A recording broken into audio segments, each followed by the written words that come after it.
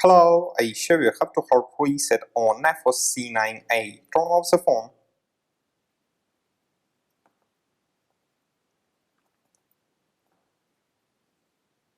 Next, press and hold the power button and volume up key for a few seconds.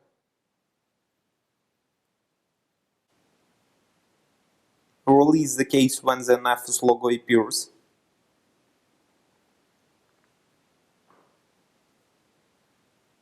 Now use volume key and power button to select factory reset, then choose yes. Finally click the power button. Your device will now restart. Successfully, the hard reset is completed now. Subscribe to our YouTube channel and rate the video.